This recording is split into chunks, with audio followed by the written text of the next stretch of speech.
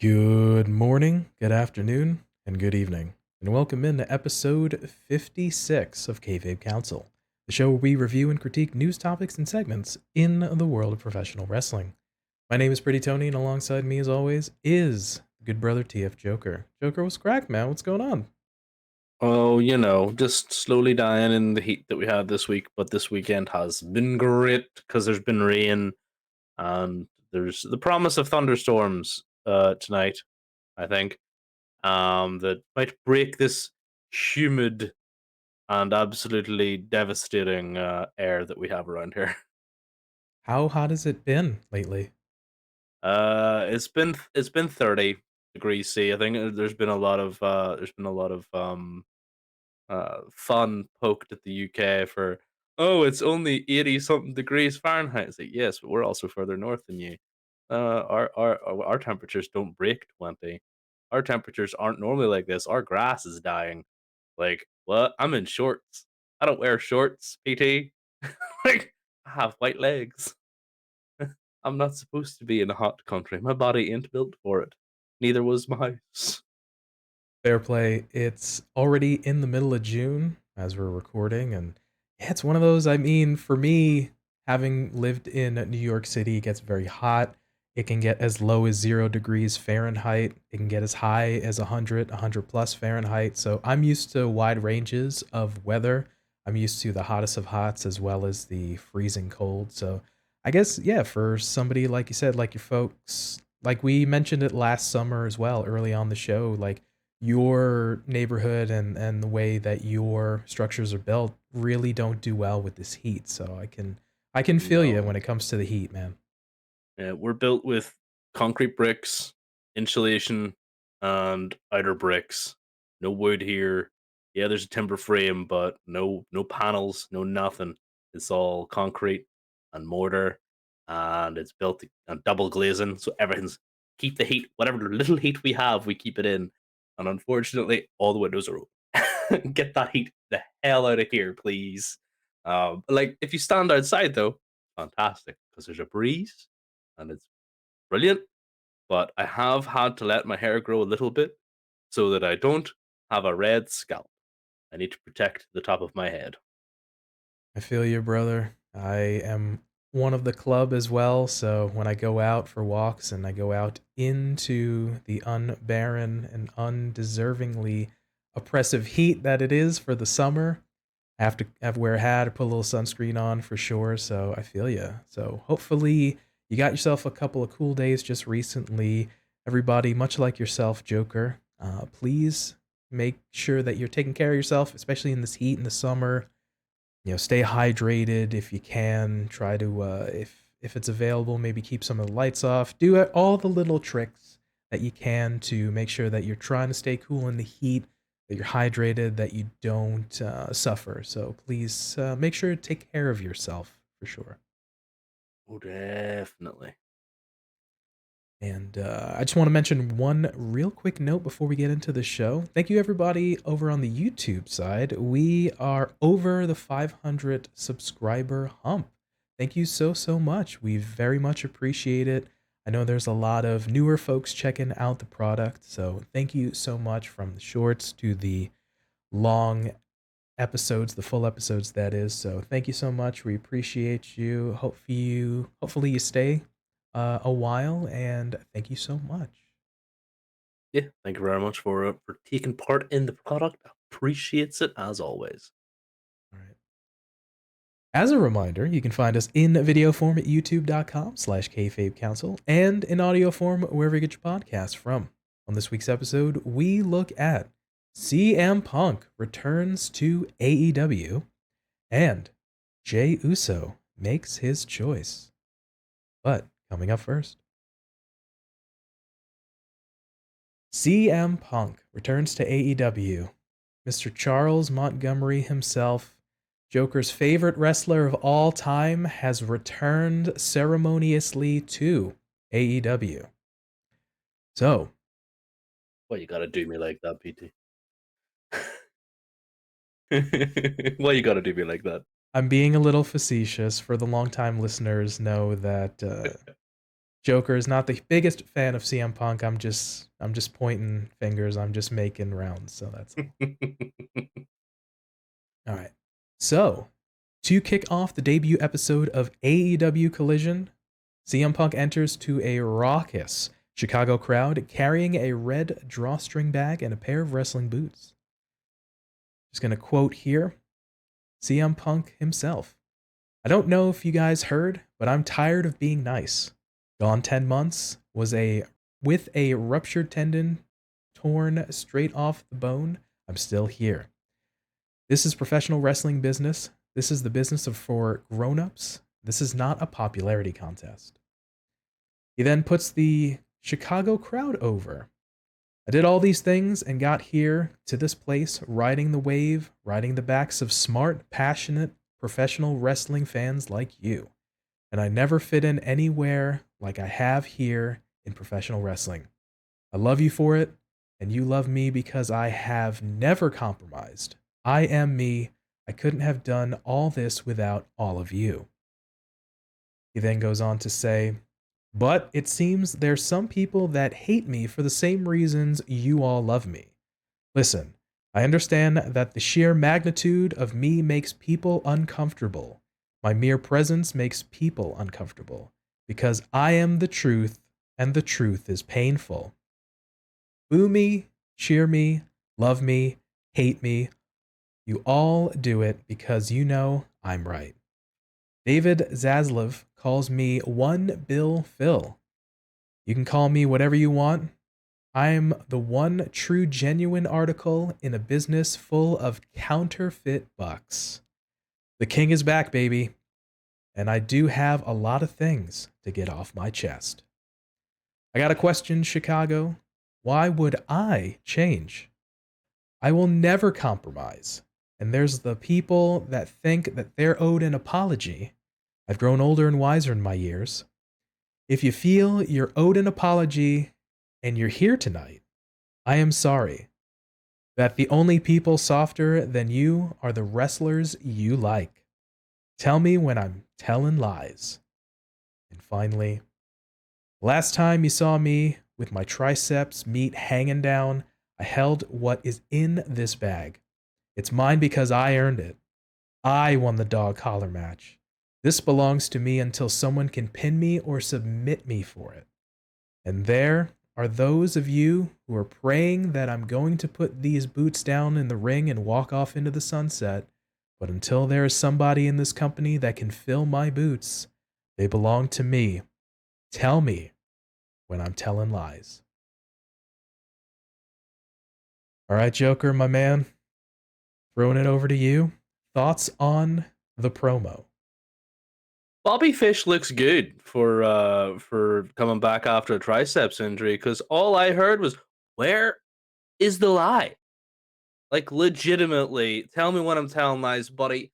You're rehashing the worst promo Impact has ever seen, and all you can come up with was, "Tell me when I'm telling lies." You should have just said, "Where is the lie?" Because at least then you might have gotten a reaction. Because honestly, dude, it made me groan. I looked at my screen and went, "Did he just say that?" And I rewound it and he said it again. I was like, "Oh no." And then he actually goes on to say it 2 or 3 more times in this 10 to 15-minute promo, which, by the way, we knew he was doing. This is the only way you address Collision, so I'm thankful that they did this. But Charles Montgomery Punk, legitimately, it made me giggle. The entire promo made me giggle because he said an awful lot without saying very much, and then just kind of went, "The AEW title's mine. I'm insinuating that it's in this bag, blah, blah, blah, blah, blah. I never lost it." No, you didn't lose it. I'm not here to dispute that. But you weren't here for 10 months, Punk, which means you're not the champion anymore. We're not stupid. You got injured, which means the company can and will take that belt off you because how do you remain a relevant company with an irrelevant champion? because that's what you were for the last 10 months, punk. Irrelevant. In fact, some might just say you were borderline lame, because that's all you did. You just lamed about with that broken ass wing of yours. Nobody cares, punk. And then you come around and you're like, oh, and the only people softer than you are your favorite wrestlers. Like, bruh, you tore a triceps. The second championship match you had. You bust your ankle in the first one. You had to get away.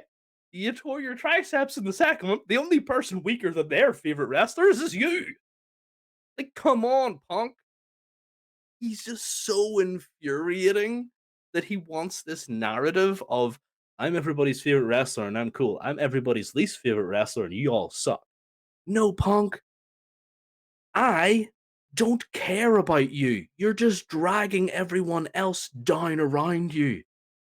And it frustrates me to see that people believe him and defend him. Like, I don't think he is a terrible athlete. I don't think he is bad for business at all. I think Punk is good, but I am not a fan. I don't like him childishly attacking people. Like, it's so stupid. Like, rise above it. You've been in this company for an awful lot longer than these kids you gurn about. So rise above it. You're better than that. So whenever I, as a fan, know that someone like CM Punk should and is better, and he just stoops to the level of some rookie that's just came in the business, I lose a lot of respect for that person, that character. Let me say. So it's just one of those things that this promo was bleh from start to finish. I didn't realize you were gonna go ahead and cut a promo on Mr. Charles Montgomery right there. Wasn't even going to, but you know how it starts. I start talking about CM Punk and I get angry, and then I'm just like, nah. Everything comes out, and I can't stop myself because it annoys the heck out of me. Understood. Once again, I know that you aren't the biggest fan of his, but yeah. It was an interesting promo for sure. It was one of those, I think there's a fair play of he was trying to say things without saying things, I think can be construed as a fair observation. There were some points in there, but to start off, how dare you besmirch one of the greatest moments in wrestling history? Where is the lie? It's given us so many golden moments. How dare you besmirch? I mean, it honestly, as soon as he said, "Tell me when I'm telling lies," all I heard in my head is, "Where is the lie?" And then saw him running, rolling into the ring. I'm like, "Oh my god, it's Bobby Fish." There it is. So interesting for sure. I made a couple of points to jot down, but I had to look it up. David Zaslav, the chief executive officer of Warner Brothers Discovery, the parent company of Turner Broadcasting. So That's it. there we go. But I made note of just a couple points here. So he mentions this is business for grown-ups. This is not a popularity contest. Wrestling notorious for egos and people getting bent out of shape for others trying to take their spots, brother, or getting too much success because they're rising up to potential equal standing. And then popularity is important in getting pushed by the booker when you can make money for the company and the business. So, When you're popular, you can say that stuff because you can make it sound like you're too aloof and don't care about popularity. CM Punk is one of the most popular wrestlers, absolutely. and he's in Chicago. So, yes, Punk, this is a popularity contest, my guy. You weren't going to be there. If you weren't going to be there, that show wasn't in Chicago. Don't tell me this isn't a popularity contest. And he goes on to say, which I would lose. Like, no, my guy. Do you even understand who you are? At some point, Punk, you really need to look in the mirror and go, oh, wait, Bill Brooks is CM Punk. He's a popular guy. Of course I wouldn't lose that. What a oh, oh. It frustrated me, PT. It frustrated me. Found it very interesting. He mentions that. Another point here, David Zaslav calls him One Bill Phil, and you can call me whatever you want. I am the one true article in this business full of counterfeit bucks. And I took a look. The Young Bucks have responded by updating their Twitter bio, and it now reads, quote, if it were 2018, we'd already have a counterfeit Bucks t-shirt available on Pro Wrestling Tees. Kill it, y'all. That's just how they work. I thought the line was fun, but very tongue in cheek. 100% tongue in cheek. So, and notably, the Bucks poke fun usually in their Twitter bio. So, in response to just little comments and things like that. So, true and fair play to them. And then the last one here. Okay, if you feel you're owed an apology and you're here tonight, I'm sorry that the only people softer than you are the wrestlers you like.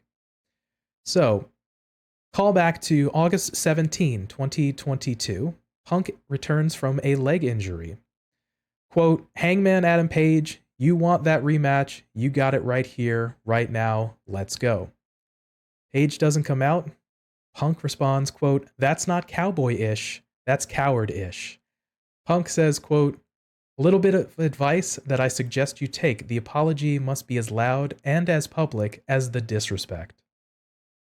So interesting turn of phrase when we're coming to apologies, if you will. So I had to look that one up. I was like, oh, okay, are we doing a little shoot work skis, work shoot skis, a little callbacks, if we will? I mean, I think that's the one thing that Punk has to do. You can't remain relevant off of 10-month-old information, so you have to call back to it. And that's just the way he has to operate on this promo. He has to tell us how he was, what he did, affirm that I'm still the champion. Everybody's still weak and they're all kids, and I like eating chocolate muffins from the bakery down the road in Chicago, whatever the hell it's called. So, I mean, it wasn't. He didn't say anything surprising in this promo. 100%. Um, there was points of it where it was infuriating and frustrating. And there was points of it where it's just like, all right, okay, cool, calm down. But those few points that he made about the callbacks, about the counterfeit bucks and the callbacks to the Hangman stuff. Yeah, I mean, he can say that because they're not on his show. So that's not any cowboy-ish from Punk. That's coward-ish because the Bucks can't get into his dressing room on Collision because, buddy, they ain't there. Calling out people that may or may not be there, if they're in attendance or not. Interesting, but you gotta say, regardless, all things considered, coming off of 9 plus, almost 10 months away from an injury, all the things that happened in between in Chicago, the guy got a raucous ovation, like I mentioned earlier. So, I always wish the best for the guys and gals. So, I mean, strong first showing. He's definitely coming back, wanted to say some things. He did. May not have been able to potentially say as much as he wanted to, perhaps, but either way, the Chicago crowd ate it up. Yeah, they definitely love the guy, and that is part of the reason why I was very surprised about the popularity contest thing. Like, buddy, you're in the middle of Chicago. I don't think this is the crowd for that statement. See if that for the Carolinas or for if you ever head off to California and you just get a crowd. So I mean, it's one of those that I was very surprised to see that. This crowd was a lot of fun. I believe it wasn't sold out. Which is what a months ago I asked, like, how is Saturday going to run? And I'm going to be very interested in seeing the ticket sales and the sort of crowd attendance for the next few weeks, leading up to Forbidden Door and beyond. Because I'm not 100% sure a Saturday night show is going to do as well as maybe it once did. What with the times a changing, and just people's ambivalence to going out on a Saturday night, especially to a wrestling show. Yeah, a lot of things considered. The last time we had wrestling on a Saturday, like I mentioned in a previous episode, was on TBS WCW Saturday night when it was running hot, 6:05 p.m. Eastern. So yeah, it was one of those things. It's been 20 plus years since we had wrestling on a Saturday, and in that 20 years, there's a lot more options in terms of consuming media and sports now. So yeah, we'll see how it plays. Either way, it's a strong first showing for the show. So hopefully it can continue to be successful. Yeah, because it gives more opportunities for everybody else. And like we saw last night, Andrade El Idolo, although Kevin Kelly kept butchering his name, which made me fun, which made me giggle. And Miro. So like, you know, we saw a couple of people we haven't seen in a while, and I really want to see those guys moving forward as well. Andrew El Idiolio, so of course, made his return. Thank you, Kevin Kelly. It is what it is. Yeah, but the crowd was hot all night, so hopefully we continue to have that in the future. 100%. Switching gears a little bit, get into the match.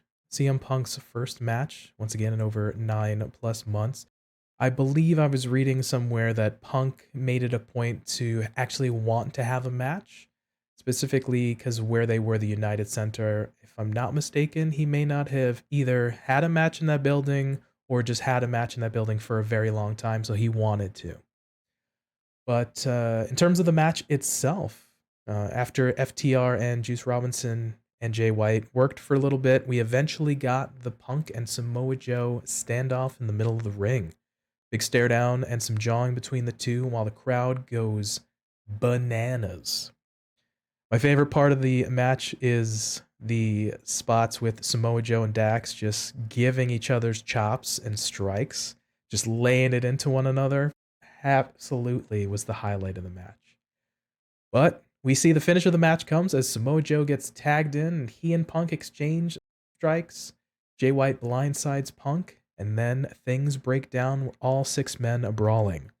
CM Punk tries to hoist Samoa Joe up, but Joe counters with a sleeper, and Dax breaks it up with a driving shoulder into Samoa Joe. Juice gets tagged back in. FTR hit the big rig on Juice. CM Punk follows up with a go to sleep and pins Juice Robinson for the victory in his return match. So, Joker, what'd you just think of the match itself? Oh, there's no way Punk was losing his return match, buddy. I was like, who takes the pin? Oh, it's got to be Juice Robinson. I thought it was a good match. Cash and Dax definitely did the lion's share of the match. Clearly, Punk coming back. Still some ring rust. Still some questions about his cardio. At least that's what was being addressed on commentary. 100% valid concern. Even if it's not true, it's something that always happens whenever somebody comes back. I thought that was perfectly acceptable. The crowd popping for all the right spots. Samoa Joe and Punk having a wee standoff was pretty good. And then my particular favorite was Punk getting choked out by Samoa Joe, and then Dax getting gripped by Jay White, and then Cash on the outside was having to contend with Juice Robinson, and all you see is Cash just jumping at Jay White, knocking him off the edge, and then Dax just hitting into Samoa Joe. I really like that little sort of tension piece, um, which was a lot of fun. But yeah, to echo your statement about the Samoa Joe and Dax spot, like yeah, dude, I always love to see big heavy hitters, and Joe just giving as good as he got. In fact, he actually was selling some pretty hefty chops as well, which is always a rare sight. You never often see Samoa Joe kind of selling as much as he did in terms of pain. Um, at least he always portrays that aura of I am invincible, and I love that about the character. But it was actually really surprising and cool to see him selling these chops. So yeah, I loved it. Yeah, those chops were loud. Man, even with that hot crowd, there was just those rip of that clap on those chests Mm-hmm. were just like, ooh, and those gentlemen sold it so well. So kudos Mm-hmm. to them both. The commentary spoke about the history of Punk and Joe. So I did a little research here. The last time they were in a match together before Collision, August 12, 2005, ROH Redemption. James Gibson, folks might know as Jamie Noble, defeats Christopher Daniels, champion CM Punk and Samoa Joe to win the ROH World Championship. But in terms of an actual one-on-one match, I'll go ahead and skip the Joe winning in FWA in the UK on the 19th of March in 2005. But the last one-on-one was December 4, 2004. Ring of Honor All-Star Extravaganza 2. Samoa Joe defeats CM Punk to retain the ROH World title. So once again, it's been roughly almost 20 or so years since they last had a match or interacted. So we're not counting WWE backstage. So we'll just get that out of the way real quick. But that notwithstanding, Mhm. it's always, for those folks that remember those matches, those were intense. And that was a huge rivalry, especially in the early portions of Ring of Honor for sure. But in terms of the match, I made note I had two takeaways. The first one, the limited time in the match for Punk, I thought was a good idea. They mentioned on commentary limiting the minutes, especially being in a trios match, was a smart decision. Punk has had two significant injuries in roughly a year's time, the ankle and the triceps tear. So easing him back was a good call. And then the second piece I made note of, the crowd went nuts for Punk and Joe's face off. They weren't in the ring that much together, so saves the match for later down the line. So those were my kind of big two takeaways from the match itself. I think that's completely fair. If we're going to be using Joe a bit more on Collision, I don't think I'm going to be upset about it. Yeah, he is obviously Ring of Honor World Television Champion. Um, so that's something that we'll have to end up addressing. As much as I love Joe and him having title gold, maybe give that away. Maybe give it to somebody else, and so he can sort of chase down AEW gold instead. I'm not trying to demean Ring of Honor gold, but the television titles to me are always sort of mid card. And if you're having your champion, your mid card champion fight, upper tier, top of the card guys, at some point you stop elevating that title and you just sort of elevate your own stock and be like, well, why aren't you going after the more prestigious gold? So to me, that's definitely something I want to see for Joe. That and he's one of my favorite wrestlers. Whenever you see my favorite Joe spot is always the I'm going to go for a spot off the top rope, and Joe just goes and walks away. Just walking away. The Joe walking away spot is my favorite spot in all of wrestling.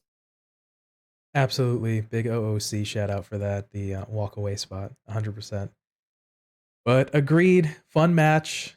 Punk coming away with the victory in his return. So, once again, big reaction for Punk in Chicago, his hometown. Loaded up show for the debut episode of AEW Collision. Although it's only been one show, we'll see how the next shows in Canada sell and are attended. So once again, we hope for the best for AEW. But Joker, I'll ask one last question for this section. Is Collision something you are interested in continuing to watch? For the foreseeable future, yes, but simply because I want it to succeed. The more wrestling that AEW has, and the more opportunities the talent has, and the more opportunities we have to see some amazing matches. Like this card had some really good matches. We're not going to talk about the TNT title, maybe for at least another couple of weeks, because again, I need to speak to management and tell them to either get rid of the title or stop passing it around like a hot potato. Just on Wardlow's now reign, just over the average. The average is roughly 41 to 42 days. He just got over the hump, but stayed right in that average amount. Yeah, it's pathetic. It's just one of those that no, don't need that. The second match is really good. Andrade or Andrew the Idol, as Kevin Kelly was calling him, versus Buddy Matthews, which also also made me giggle. The ring announcer called Buddy Matthews by his Fed name on his way to the ring. Give me a couple of giggles, but hey yo, Dasha Gonzalez had a wee bit of a faux pas. She used to very briefly She did, ring announce for NXT, and if I'm yeah. not mistaken, Buddy Murphy. Buddy Murphy. Buddy And Murphy. she were in NXT roughly around the same time, perhaps. So there you go. I do have vague memories of her calling his name anyway, but it made me giggle. Um, and yeah, the rest of the matches as well. Like we had the tag match between Willow and Sky versus the Outcast Siders, whatever they want to call themselves. Was a fun match as well. Chicago, obviously, being the hometown of Sky Blue as well. Expect big things from her there, so it was fun. And then the acclaimed stuff shows like okay, whatever that is. So it was a good 2 hour session of wrestling of AEW talent, and for the most part, I can pretty safely say that most of it held matches between people that we haven't really seen all that often. Luchasaurus was there, Sky Blue, Will the Nightingale. We had Andrade, we had Tony Nese, we had Miro, Buddy Matthews. Yes, he's trios, but he hasn't really had very many singles in a while. And then FTR, we never see those guys.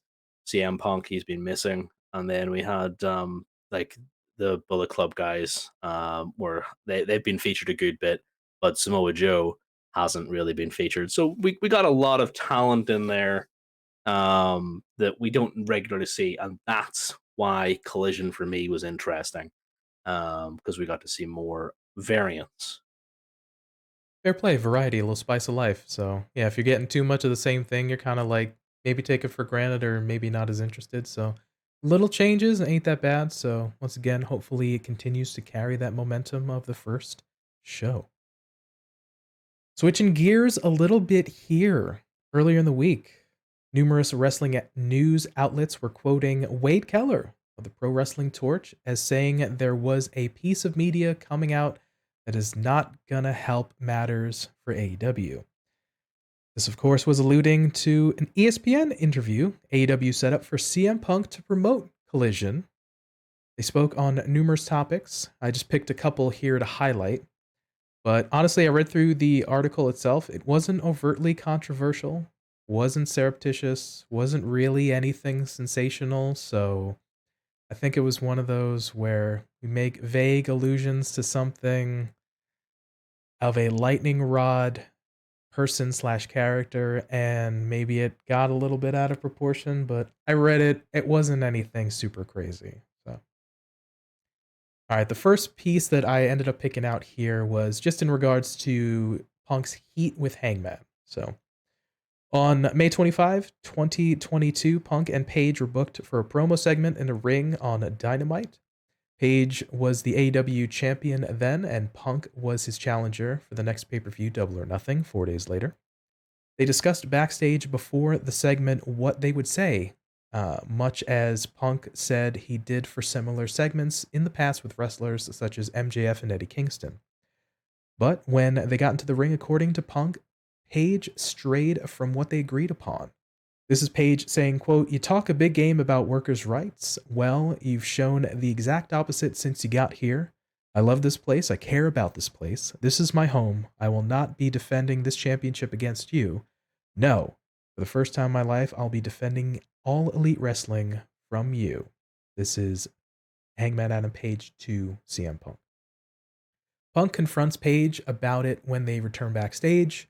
According to Punk, Page told him he said what he did because Punk had AEW wrestler and coach Colt Cabana fired from the company, or at least tried to. Khan has said in multiple media appearances that Cabana's absence was because he was reassigned to work for the Ring of Honor wrestling promotion, which Khan purchased in March 2022. And Punk told ESPN that he has no relationship with Cabana, but he had never asked Khan to take Cabana or anyone else's job. But others in the company, including the Elite, believe Punk did indeed do that per sources. Page was evidently confident enough to bring it up unexpectedly on television. So this was Punk's side. They went over it a little bit beforehand. Apparently, Page just went off script a little bit, mentioned that because he thought in regards to Colt Cabana's status. So that was Punk's account of the story. The next piece here, it was in regards to Punk in the scrum. So, quote, this escalated in the post event news conference that accused Omega and the Jacksons of, quote, spreading lies and bull about him in the wrestling media. He said Omega and the Jacksons were all executive vice presidents in AEW, couldn't manage a target. He also took aim at Cabana. Khan was next to him on the stage.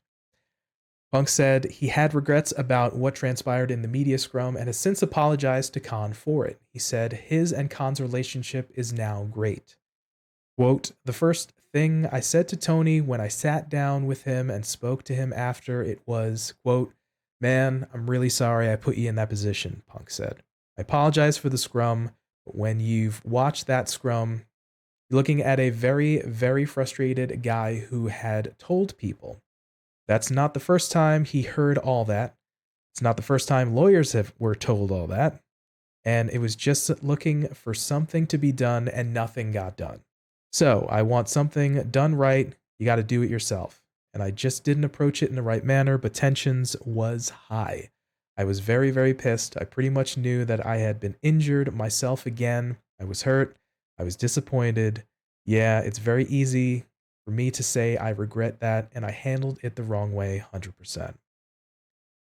So those were his thoughts on the media scrum. He apologized to Tony. He did acknowledge that it seemed sort of out of place or at least the wrong time and in poor taste to mention it there.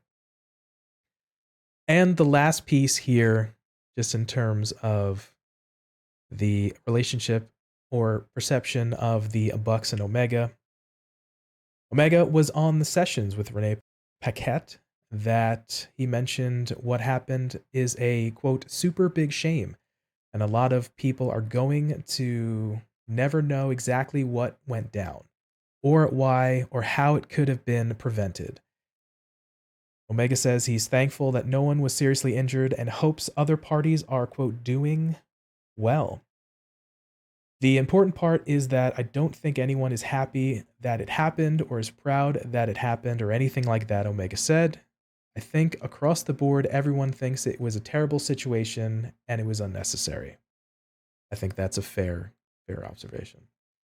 Punk said he has not had any conversations with Omega or the Jacksons since the incident, although he has tried. He said when he reached out, he had gotten, quote, messages from lawyers saying, do not contact this person. Punk said he is unclear whether those responses came at the request of legal representatives of Omega and Jacksons or a third party. He resents that he's been painted as the bad guy in online reports when he feels he's just been defending himself. Punk said people in the AEW locker room leaking things to the wrestling media have contributed to this internal drama. Quote, now we all got to roll in the effing mud, and that never should have happened and has never been course corrected, Punk said. So I understand people want to say that, hey, oh man, Punk is a jerk. Well, yeah, because I'm defending myself, and I will always defend myself. I'm open to have a full-blown effing sit-down powwow discussion with everybody about it, but it hasn't happened yet, and it's not because of my lack of trying. So, a lot of things mentioned from the ESPN article there. It's a long article. I just picked a couple of things here, but once again, those were Punk's opinions, Punk's perspective, Punk's side of the story. Much like we talked about numerous times, and a sweet callback to episode 1, where we talked about Naomi and Sasha Banks leaving the WWE in protest. We're never going to hear all sides of the stories. For now, Punk got an opportunity to share some of his side of the story. From my knowledge, the Bucks and Kenny have not commented on that or shared things as far as I know, but it appears for the most part that the parties involved show remorse for what happened and want to move on, which is of course always good, which is probably for the best. Joker, is that fair to say? Yeah. The thing is, like, you cannot say in one breath that it was wrong of him to say those things and put TK in that position and then complain that you're the bad guy portrayed in media. Like, honestly, I haven't read the whole article. I haven't read the whole article. I'm not going to sit and complain about the entire thing just from that one point. All right. Okay. So I'm not going to sit and attack the man. But you cannot say in one breath that, you're not the bad guy. I don't understand why I'm being portrayed as the bad guy. I was just defending myself and I'm okay. I have the power, blah, blah, blah. Okay, fine. Have that power in private. We don't care. If there's bad stuff going on, you need to sort that out with the people in the back. You do that, and then we'll just hear, snippets and whatever. Don't make it an embarrassment out of yourself. And then, the other British saying, oh, it was really wrong of me to do that, blah, blah, blah, blah, blah, blah. Like, I don't know, PT. It just kind of, to me, it seemed like he confused his points, or at least he tried to portray himself as this shining knight of justice for what he said. Like, I don't doubt that there has been drama between, if you have all of these huge superstars, egos will clash, they will rub together, things will explode. So I don't doubt that there have been things that have been, said. But like I said earlier, you are a big star. You can rise above this, and you have the experience to do so. Much akin to the Bucks and Kenny, by the way. You should be able to rise above it and be the better man. And that is where my disappointment, my frustrations come from. And it just, to me, sounds a little bit like a cop out and a regret to me. But it definitely does sound like we need to move on. Let the man, get on with rehabbing the triceps back into working condition and allow him to have, full matches and stuff. And, like, I'm a big detractor of Punk, 100%. I will be a detractor of Punk. Like, there's nothing going to stop me. I don't care. It's like, oh, he was defending himself. Yeah, I still don't care. He put himself in, he jumped into the lion's den and then tried to fight lions. Like, come on. It was your own stupid mistake. But you know, I will be excited to see him fight other people and go ahead and go on. But I can tell you this for nothing. If I see him in another title match and the day after he is injured and he is not in the ring putting his boots there whenever he is rehabbed, then I don't know what we're doing wasting money on Punk. Because I can defend him and say he's a draw, say he's good for business all day long. But if you are going after the title and taking the spot away from somebody in AEW or Ring of Honor, whatever title he goes after, you're constantly getting injured. Then at that point, we have to kind of wonder, what are we doing with you, Punk? So, Fair play. Once again, this was Punk's side of the story. This is him sharing his thoughts. Once again, as far as I know, Kenny and or the Bucks have not commented, but either way, you hit it right on the head. In work, in school, in working with people, especially in wrestling where you have a lot of egos and a lot of opinions and stuff, people aren't always going to get along. You're going to have a clash of personalities, of course, but if, to your later point, if we can just have at least one party, or just, with all due respect, all of these guys just try to be the bigger person and be like, listen, we may not get along, but it's just right. We just have to work together, this, and a third, okay, type of thing. So let's just move on. It's a very simple thing to be an armchair booker just to say that, but I've gone through experiences where people I've worked with or people I've been in school with, I didn't get along, and I just tried to, like, it is what it is. You just try to do the best you can, and hopefully, like we said, all these folks are just trying to move on and try to be successful and make all these things work. So, be that as it may, hope to have success for Punk. I hope to have success for Kenny and the Bucks. I hope to have success for AEW and Collision and all the guys and gals, and hopefully to one of your last points, Punk can stay healthy, man, because it's a rough go, man. So we'll see how it plays out in the future. Those were our thoughts on CM Punk returning to AEW. Let us know down in the comment section below on YouTube or hit us up on Twitter, Instagram, and let us know what your thoughts are on CM Punk returning to AEW, Collision, if you're interested in checking it out, and maybe who would you want to see as Punk's first feud. All right, the next topic, going over some more Bloodline shenanigans. Jey Uso makes his choice. On Friday Night SmackDown, Roman is in the ring with Paul Heyman and Solo Sikoa, demanding Lexington, Kentucky acknowledge him. Then enter Jey Uso. Jey gets in the ring and paces. Rain gets on the mic and says he knows the crowd wants answers. So what's it going to be? Is he in or is he out? Jey puts the ball in Roman's court and says it's either going to be Paul Heyman or it's going to be him. Reigns tells Jey when he's tribal chief, he can pick anyone he wants to be as his wise man. And this is Roman's wise man. He's not the Bloodline's wise man, he's Roman's wise man. And he's here to help Roman lead. That's what Jey doesn't understand. Roman was only meant to get us to the promised land, and Jey is meant to keep them there at the top of the mountain. Wise Man said that they'd start grooming him, but no. They've been grooming Jey for 3 years. Hard work and equity into him to become main event Jey Uso. Jey's meant to lead, just not yet. The problem isn't the wise man. The problem is Jimmy Uso. Jey is frustrated and pacing as Reigns continues, saying he knows they're inseparable, but he has to understand. Enter Jimmy Uso. Jimmy says the problem isn't his brother, the problem is their cousin. Roman's not grooming Jey, Roman's using him. Jimmy asks Jey if he actually believes this garbage.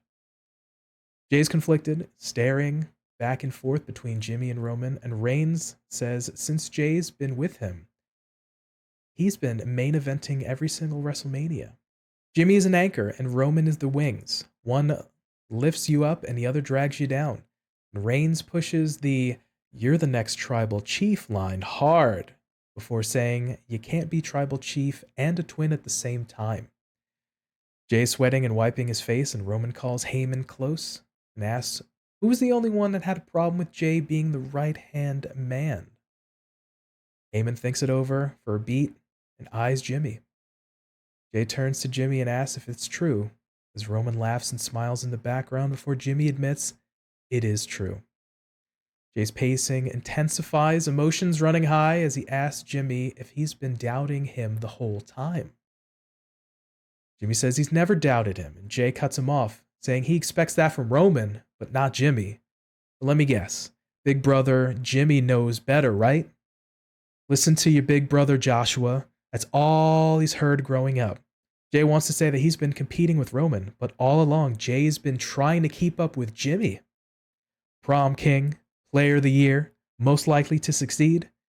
Jimmy got hurt, but Jey stepped up and became main event Jey Uso. And it's all because of Reigns, so guess what? Jey tells Jimmy he's out. And Jey's out too, and he super kicks Roman and lays him out. Solo rushes in, but the Usos take Solo out with super kicks. Reigns gets up and yells at the Usos, and they super kick Roman, leaving him lying on the mat.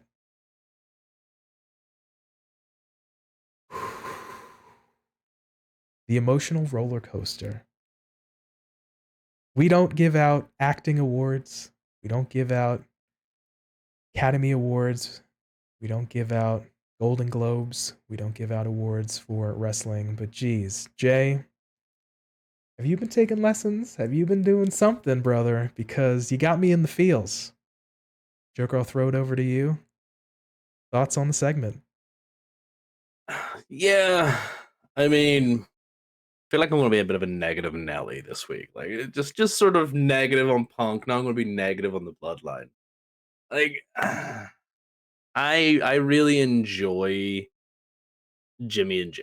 I have done for a long time. I think they've been fantastic. Some of our biggest praise has been lumped upon the heads of the Usos throughout the entire Bloodline saga. Whenever Roman wasn't here, it was always the Usos that were holding down on Mondays and Friday. But this is slow. So dang slow. I appreciate the great performance. 100% I do. But this could have been done last bloomin' week when we were told Jay's decision. Only for it to be like, you'll find out next time on Dragon Ball Z. And you're like, bruh, this is not an anime. We have not shonen protagonists. We don't need to wait 30 years for a power up. None of y'all needs to go Super Saiyan here. Just please, if you're going to say we get the decision, do the dang thing. I'm glad that it's happened now. 100% I am. I've wanted this for 6 to 8 weeks, maybe more. In fact, I've wanted this since January, essentially. But I've been going with the story, going, when would the right timing be? When would the timing be good enough to do this? And like for the last 3 to 4 weeks, it's been right. They're selling the stress that they're under 100%. I get that. Long term storytelling is important to these guys, and I get that. But there's a difference between long term storytelling and boring the hell out of people, dude. Because there are long periods of time when Roman just ain't there to do these segments. So it gets boring. It's like, you'll find out next time when Roman can be bothered to appear. I'm just happy that that was Roman in the ring getting super kicked and not maybe a Roman body double, because maybe we'll have to wait until next week to finish the super kick, just so Roman can attend the segment. I don't know.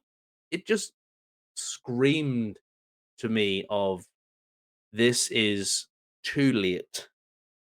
It is just, we're struggling now.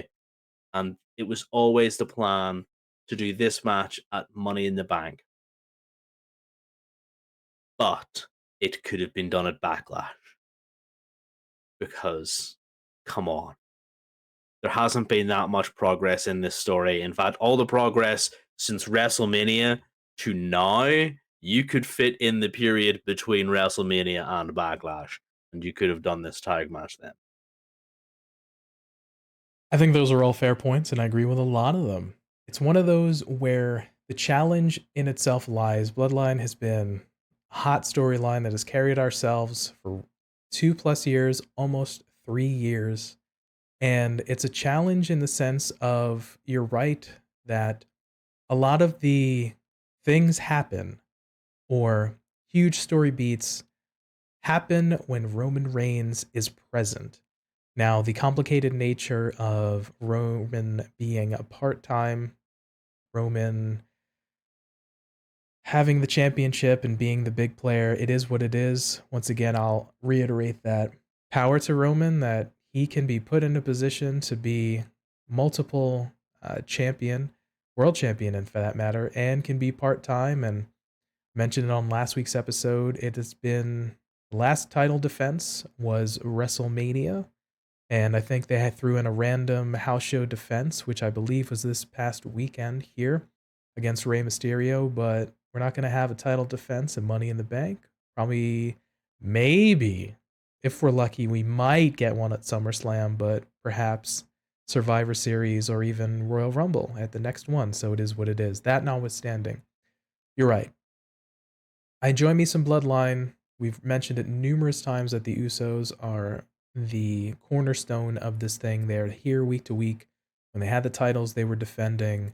A lot of these story beats and movement and such have been around the Jay and the Jimmy character, with other people like a Sammy, with a Solo, with a Paul Heyman, things of such. I think that's an absolutely fair observation statement to make. But because of Roman's not here all the time, we had Roman there, Jimmy stepped to him. did the face to face, right? He's not here the following week, which was last week in this timeline. WWE had the audacity to say Jay's going to make his decision. They had 4 segments with Jay Uso, culminating in that match at the end against Austin Theory, and all the shenanigans and stuff happened. And they were touting Jay's going to have his decision, Jay's going to have decision, and did not make a decision at all. So it's one of those where they know it's hot, they're trying to figure it out and sort of work around a Roman scheduling thing. I totally understand. Once again, things happen when Roman's present, but geez Louise, you're absolutely right. I think there's story beats. This could have happened just after the Sammy thing in January. This could have happened potentially after the Sammy match in February at Elimination Chamber. This could have happened in the aftermath of WrestleMania, perhaps at a Backlash.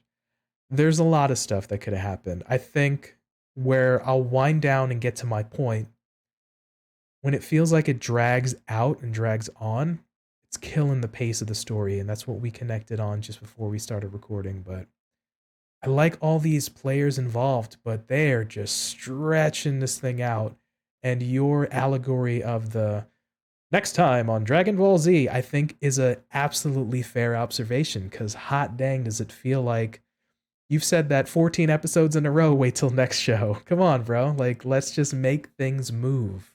You're absolutely right. There is long-term story, but you're just stretching it out at this point with all due respect. Yeah, 100%. It's just one of those that like I can be frustrated with how Punk's whole thing. Like, I'm frustrated with him 100%. This is another level of frustration where I'm like we said, we could put all of this procrastination into a condensed form over 2 shows within 4 weeks. You could have had all of this stuff between WrestleMania and Backlash, or like legitimately, it could have happened. And yeah, we have to have this extended period of time just because Roman needs some time off. My guy, have you not had enough time off? Like, you weren't there between like Elimination Chamber and Mania. You were never there. Why do you need more time off? I get it, you got a family. So do most wrestlers. So do the 2 brothers who are in this storyline with you. And even Solo got married, not too long ago. Like, come on, fella. Like, I get it, you're a big draw, but you're not the thing that's holding this together. It's Jay and Jimmy. And they need to be done with this because there's only so much weight that dead weight. In fact, yeah, I'll say it. There's only so much dead weight that Roman Reigns is bringing to the table, his own table, that Jay and Jimmy can carry. The only thing that Roman is good at is pushing merch because he's the champion, 100%. But this storyline is not being guided by Roman. The delivery is all Jay and Jimmy. There is really bright sparks from the wise man Paul Heyman, and sometimes Roman Reigns. I would actually measure up both Solo and, in fact, I'd say Solo is probably carrying a little bit heavier than Roman, if I'm perfectly honest with you. It's just so frustrating to see 3 of these guys that could be on doing other things being dragged. They were pulled up to the mountaintop. They were made relevant, in Roman's words, and now he is just pulling them to the side and relegating them to obscurity within the main title picture, which is funny because we haven't had a main title in almost 2 pay-per-views, and the likelihood of us having one at SummerSlam is low at this point, unless Jay fights Roman for the title and becomes the new tribal chief by beating Roman. And then at that point, Roman can leave. We've mentioned it numerous times in the past, as well as we are reiterating it right now, that the players in there in this storyline are killing it. These guys are doing phenomenal work. I'm putting a little bit of onus on Papa H and the booking team and how they're organizing and how they're kind of stretching out and trying to make it work with Roman's presence. So when those moments happen, these guys, for the most part, do a really strong job of making you engaged and put it in there. But for whatever reason, the man with the pencil, the booker, is deciding we need to stretch this out, brother. We need to go to year 4-year anniversary. We'll have the actual the actual resolution, but it is what it is. So, but we have a development here. It's been made official at Money in the Bank. Roman Reigns and Solo Sikoa will take on the Usos. So, I don't want to get ahead of myself, but with the willingness of these guys to sell for each other and really work with each other, I'm going to say this is probably going to be a really strong, fantastic, engaging match. Is that fair? 100%. Yeah. There'll be drama, there'll be intrigue, there'll be the threat of the Samoan spike, there'll be the dodge of the spear, there'll be I'm trying to think, will there or won't there? Of course, there's Roman Reigns in the match. There will be at least one ref bump. Bingo. So it's one of those things that we'll have a Roman Reigns ref bump into Jay holding the pin onto Roman. So we get the visual pin on Roman from Jay. That's definitely going to happen. But then we'd probably have something like a Samoan Spike, Spear, and Superman Punch onto Jimmy and Solo to beat Jimmy for the pin, maybe possibly something like this here. I would like to see Solo lose, but we are in this age old conundrum. Roman is your champion. Solo needs to be built big. Neither of these two Samoans can take the pin. Jay is the next tribal chief and a very hot commodity for the bloodline. Jimmy, less so. Still an Uso, still really good, still part of this entire storyline, but is the weakest in terms of who needs to be protected. So the only person that I can see taking a pin at this point in time is Jimmy, which means Jay and Jimmy lose, which means we have to then work towards the Usos breaking Roman from the outside, which means we need a title shot next month for someone else. We need an outsider to come in, have a title shot, and the Usos, maybe run distraction for somebody new to come in. It's difficult to sort of tell at this point, but it's kind of my thoughts around the tag match, at least the finish. We already know little bits and pieces that would happen, but honestly, the family at war is a really cool trope. It's great to see that we have 4 members of a family in here that can go to war. I would really like to see them absolutely destroy each other because I know that it's going to be a good match. And yeah, I'm excited to actually see the match, but I need to see an outcome, not a wishy washy outcome. I need to see a resolute outcome from Money in the Bank. Those are all fair observations. As you were regaling us, I recall that at Night of Champions, Solo took the pin in that tag match with Sammy and Kevin. So it was one of those, well, all right, we definitely want to build up Solo, like you said. We want to keep Roman looking strong. Jay just had a huge character beat. Jimmy is an active participant, but may, by your logic, may potentially be a person to least impacted by a pin or submission. But you're all right because it's a Roman match, so ref bump and some shenanigans. There's no clean matches when it comes to Roman in the last 2+ years, so it's a tough call to say who or what happens or who gets the win. I feel Mm. like by your narration, Jay and Jimmy having more agency would feel like it would lead to more things within the story and further progression if they won. But with a Roman slash Solo win, then we sidestep and we have to continue the sort of dragging on nature of this particular part of the story and then kind of curve back on the road to trying to get there. So I think it's a tough Mm. call. If we go that route of Roman and Solo winning, just throw AJ Styles in a match with Roman at SummerSlam. So you can just have that. They can have a really awesome match. AJ can lose potentially or whatever. And then we can get back to the bloodline stuff, for example. So The main problem I have is that we will probably end up continuing this story. I would love nothing more than for Solo to take the L again. That'd be two in a row for him. yeah. Which means that wouldn't look too good on to Roman. Like, my enforcer is the reason I'm losing these tag matches. I 100% get that, which is why I don't think it will happen, because that leads to the quick resolution of the storyline.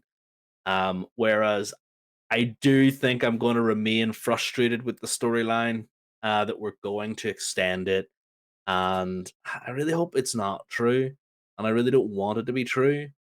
But we could end up seeing Roman hold on until WrestleMania, and yeah, fighting The Rock. Like, if he makes it out of summer with the title, that's what I'm going to.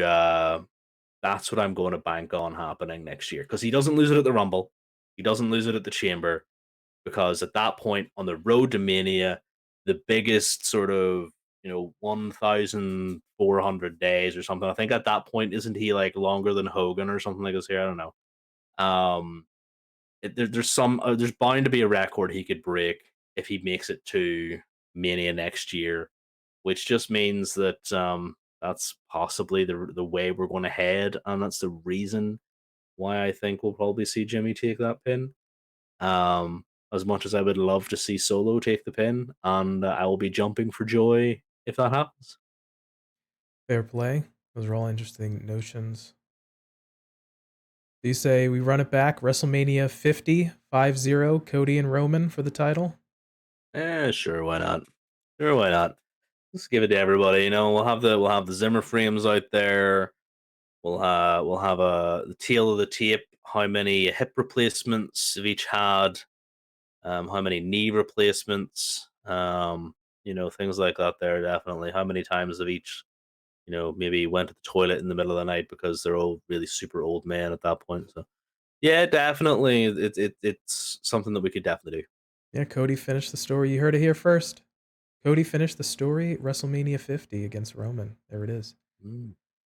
But a lot to consider. I think we're looking forward to the match itself. It's going to be fun just because, again, these guys want to sell and they want to work with each other. So you're just going to have just a fun and engaging match. And it can be hard to tell what's going to happen right after in this match and kind of what happens into SummerSlam and further beyond.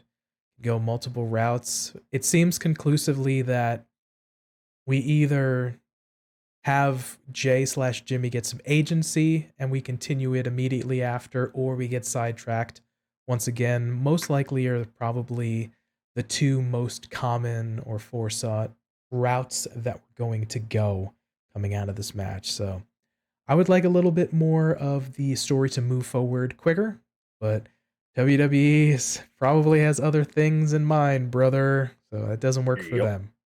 Next time on WWE SmackDown. Even though Roman was on this past week's episode of SmackDown, Roman returns this week to SmackDown, being off for 5 days. There we go. But should be interesting nonetheless. I'm Jones now that, again, because we had such fun interactive segment, match makes sense for them to want to face each other, and drama and all the tension, and when you have all those sort of things aligned, you're going to make for an interesting notion. I've been hearing every once in a while, maybe that's somebody working themselves up, trying to shoot themselves into work or work themselves into a shoot, but Big Quiche, the Jay Yes. and Jimmy and Solo's father, been sprinkling a little of that kayfabe, brother. Maybe I might have to come in, something along those lines. So who knows? We haven't heard from the High Tribal Council, the Alpha, the Sika, or anybody else on the High Tribal Council. Since geez, what is it? At least over a year or maybe more or something. So maybe that's a little something extra we could throw in there. Who knows?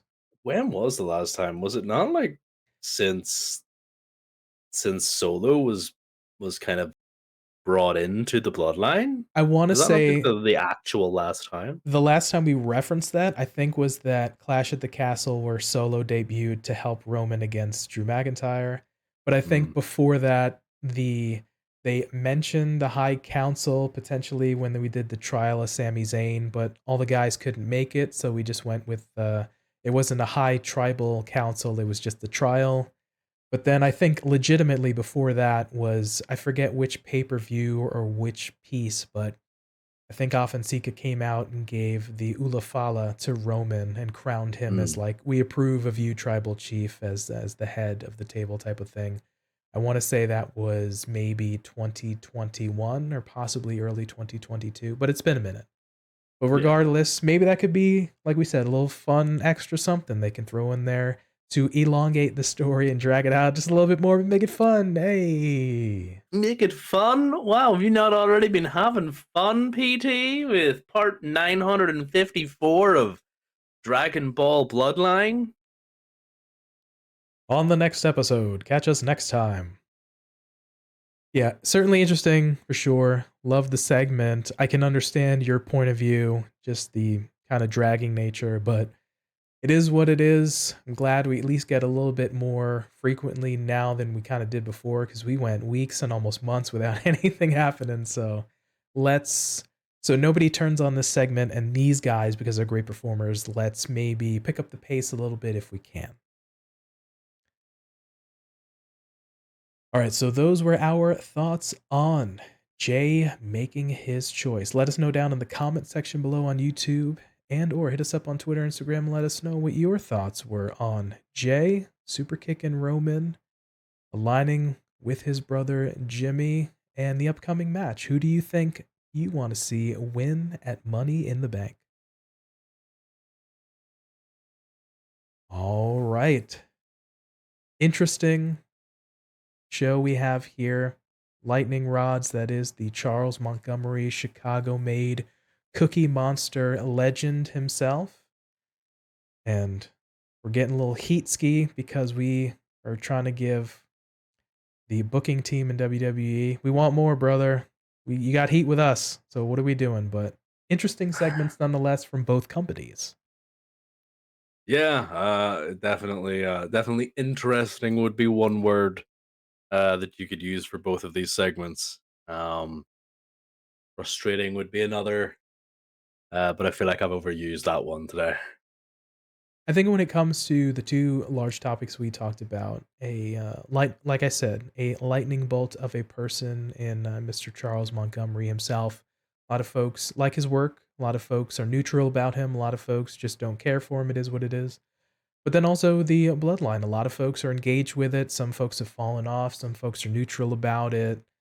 Some people get frustrating at the booking team for dragging it out. So, a lot of differing opinions when it comes to these two overarching and big stories slash returns. But if it is what it is, we are enjoying the wrestling. We're enjoying the more that we're getting. We want to keep on the positive, if we can, upward trajectory of a lot of these guys and gals. And like we said, we shared our thoughts, probably getting a little heat from the audience. It is what it is. Hopefully, you don't rip us too bad. But I mean, I feel like my opinions on Punk are liable to get at least Chicago to hate me, and my opinions on the Bloodline is at least just going to have the Samoans after me as well. So, I have been a rather negative person today on both of these segments, but it's just because of frustrations. I can't like every single week. I'm not going to sit here and say to you that it was super cool, it was super interesting